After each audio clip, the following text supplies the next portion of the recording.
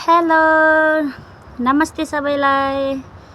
आज चाहिँ हामी नेपालीहरूको महान चाड दसैँ, बडा दसैँ। सो आज मेरो घरमा पनि दसैँ मनाइँदैछ। यसरी मनायो।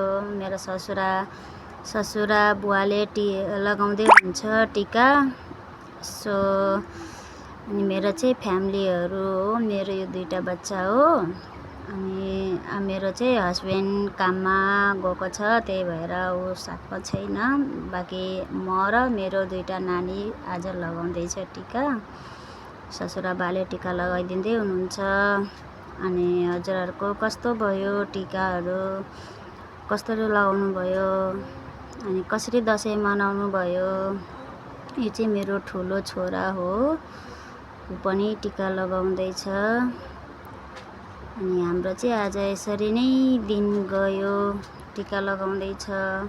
सायदको टीका हो। अनि मेरो छोरा हो, यो चाहिँ मेरो छोरा पनि लगाउँदैछ टीका।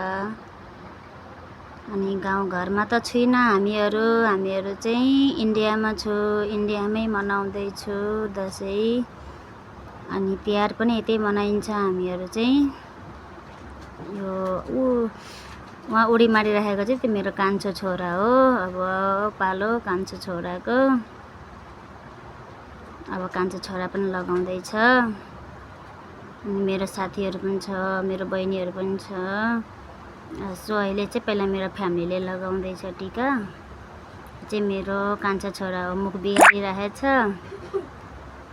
भन्दैछ के लगाउँदैछ भनेर। यिनीहरूलाई यति खास थाहा छैन, यतातिर यो ज्यादा यिनीहरूलाई थाहा छैन यो सब चिजहरू चाहिँ। उल्टा हजुरबालाई नै आशीर्वाद दिँदैछ, यति चुलबुला छ। यो मेरो चाहिँ कान्छा छोरा हो, यो जेठा छोरा हो। अनि सो म अनि आजको खाना चाहिँ हाम्रोमा रहेको छ कुखुराको मासु, चिउरा, अनि मैले बनाएको थिएँ मुला र ककडीको अचार। अनि यो चाहिँ पोक चिल्ली बनाएको थियो मेरो देवरले, कान्छा देवरले। त यो पोक चिल्ली बनाएको थियो। अनि यो पनि थियो खानामा। अनि सो हामी अब खाना लागे। अनि हल्का रमाइलो, हल्का ड्रिङ्क लिए साथमा साथीसँग। यो चाहिँ मेरो साथी हो पुनम, ऊ देखाउँदैछ स्प्राइट। अनि उहाँ मेरो माथि छ, माथि बहिनी बसेको। अनि ऊ चाहिँ मेरो कान्छा देवर हो। सो खानेको आइटम लिएर हामी चाहिँ बसिरहेका छौँ हल्का रमाइलो गर्दै। अनि त्यसपछि यो पनि म र मेरो साथी नै हो, खाइरहेछौँ।